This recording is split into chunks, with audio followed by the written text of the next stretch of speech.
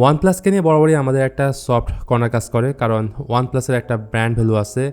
তো আজ আমি কথা বলতে যাচ্ছি ওয়ানপ্লাসের সদ্য লঞ্চ হওয়া OnePlus 13কে নিয়ে, এবং এতে রয়েছে latest and powerful Qualcomm Snapdragon 8 elite processor, 6000 mAh এর massive silicon carbon battery, quad curve display এবং এটার প্রিমিয়াম বিল্ড কোয়ালিটি আপনাকে মুগ্ধ করবেই। তার আগে বলে রাখি, এটা চাইনিজ ভেরিয়েন্ট, গ্লোবালি খুব তাড়াতাড়ি আপনারা দেখতে পাবেন। তো এটা রেগুলার ক্লাসিক ওয়ানপ্লাসের বক্স, যা পুরোটাই রেড কালারের, এবং এটা যে চাইনিজ ভেরিয়েন্ট এর লেখাগুলো দেখলে বোঝা যায়। যাই হোক, বক্সটি ওপেন করলে এর মধ্যে থাকছে একটা সিলিকন ব্যাক কভার, সিম এলেক্টর পিন, 100 ওয়াটের চার্জার এবং ওয়ানপ্লাসের সিগনেচার রেড কালারের চার্জিং কেবল। শুরুতেই এই ফোনের ডিজাইনে যদি বলি, এর রিয়ারে থাকছে ভিগা লেদার ব্লু, এটা থিকনেস হচ্ছে 8.9 মিলিমিটার। তবে এটা ছাড়াও আরও একটা ভেরিয়েন্ট থাকছে গ্লাস ব্যাক, আর সেটার থিকনেস হচ্ছে 8.5 মিলিমিটার। ফ্রেম হিসেবে থাকছে অ্যালুমিনিয়াম, সেই সাথে এর ওয়েট একটু বেশি, 210 থেকে 213 গ্রামের মতো, ডিপেন্ড করবে লেদার ফিনিশ নাকি গ্লাস ব্যাক। অন্যদিকে স্পিকার গ্রিল, ডুয়েল সিম কার্ড ট্রে, প্রাইমারি মাইক্রোফোন এবং USB 3.2 Gen 1 পোর্ট পাচ্ছেন।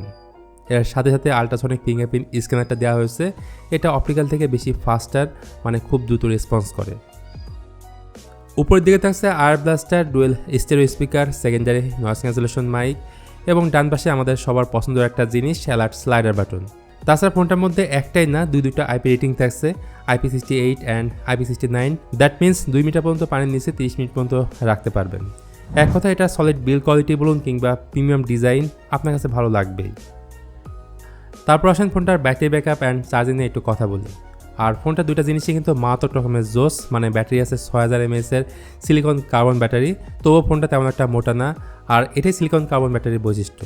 তাছাড়া বক্সে দেওয়া 100 ওয়াটের সুপার ভোগ চার্জার দিয়ে 0 to 50% চার্জ করতে অ্যারাউন্ড অনলি 13 মিনিটের মতো সময় লাগে। আরও আছে 15 watt wireless charging, 5 watt wire reverse charging and 10 watt reverse wireless চার্জিংয়ের ফ্যাসিলিটি।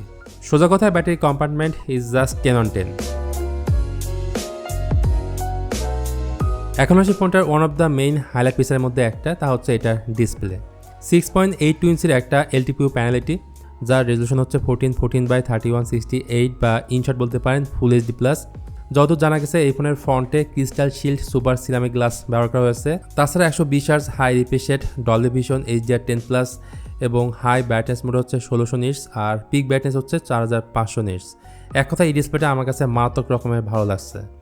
এমনিতে ডিসপ্লেটা এনাফ কালার অ্যাকুরেসি, খুবই স্মুথ টাইপের একটা এক্সপিরিয়েন্স দেয়, যার দিকে আবার হালকা কার্ভ করা, সিন এবং বেজেল এরিয়া একেবারেই নাই। আর অবশ্যই এটা আল্ট্রাসনিক ফিঙ্গারপ্রিন্ট স্ক্যানার, যেটা ফ্ল্যাগশিপ ফোনে ব্যবহার করা হয়, অ্যান্ড ফিঙ্গারপ্রিন্ট স্ক্যানারের পজিশনটা কিন্তু ঠিক আছে। পাশাপাশি এই ফোনটার অন্যতম একটা ভালো দিক হচ্ছে এটার হ্যাপটিক। যখন কোনো কিছু টাইপিং করবেন তখন এটার আসল মজাটা বুঝতে পারবেন।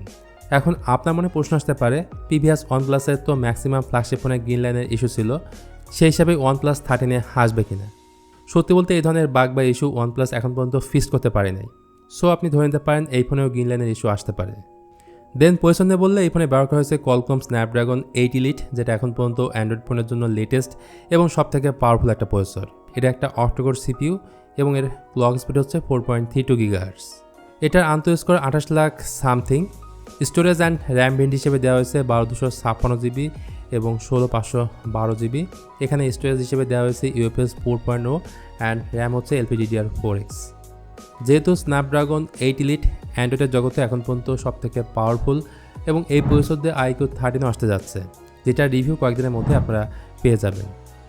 তো স্ন্যাপড্রাগন 8 এলিটের ফুল পটেনশিয়াল জানতে হলে আরও কিছুটা সময় আপনাকে অপেক্ষা করতে হবে, বাট 15 থেকে 20 মিনিট গেম খেললে ফোনটা প্রচুর হিট হয়ে যায়।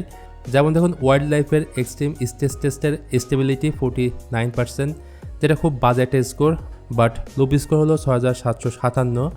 সো গ্লোবালি যখন আসবে তখন OnePlus-এর এই ফোনটা কেনার কথা চিন্তা করবেন। চাইনিজ ভেরিয়েন্ট অ্যাভয়েড করাটাই ভালো। সফটওয়্যার ক্ষেত্রে আউট অফ দ্য বক্স এটা নিয়ে আসছে ColorOS 15 on top of Android 15। চায়নাতে ColorOS দিয়ে ফোন লঞ্চ হয়, বাট গ্লোবালি যখন রিলিজ হবে তখন কিন্তু OxygenOS 15 দিয়ে আসবে। আর OnePlus ক্লেম করছে তাদের এই ফোনে 4 বছরের অ্যান্ড্রয়েড আপডেট এবং 5 বছরের সিকিউরিটি আপডেট দিবে। এবার চলেন পেছনে যে এত বড় বড় ক্যামেরা দিচ্ছে, এই ক্যামেরাগুলো নিয়ে আমরা একটু ইন ডিটেলে আলোচনা করি। আমি জানি এই ক্যামেরার কারণে কিন্তু আপনারা অনেকে এই ফোনটা কিনবেন। OnePlus 13-এর পেছনে মোট 3টা ক্যামেরা আছে এবং 3টা কিন্তু 50 মেগাপিক্সেল, যার মধ্যে থাকছে একটা 50 মেগাপিক্সেলের মেইন সেন্সর, সনি LYT808 যার অ্যাপারচার f1.6 উইথ ওআইএস। তারপর আছে একটা 50 মেগাপিক্সেলের আল্ট্রাওয়াইড সেন্সর স্যামসাং ZN5 যার অ্যাপারচার f2.0 অ্যান্ড লাস্টলি আছে একটা 50 মেগাপিক্সেলের periscope telephoto zoom lens Sony LYT600 with OIS, যেটা 3x পর্যন্ত অপটিক্যাল জুম করতে পারে এবং ডিজিটালি জুম করতে পারে 120x পর্যন্ত। তো মেন ক্যামেরাতে ভিডিও রেকর্ড করতে পারবেন 8K 30fps and 4K 60fps-এ। Selfie camera হিসেবে এতে 32 মেগাপিক্সেলের যে সেন্সরটা আছে সেটা দিয়ে up to 4K 30fps and 60fps-এ আপনি ভিডিও রেকর্ড করতে পারবেন। আর এখানে থাকছে EIS সাপোর্ট। সবশেষে এই ফোনটার দাম নিয়ে একটু কথা বলি।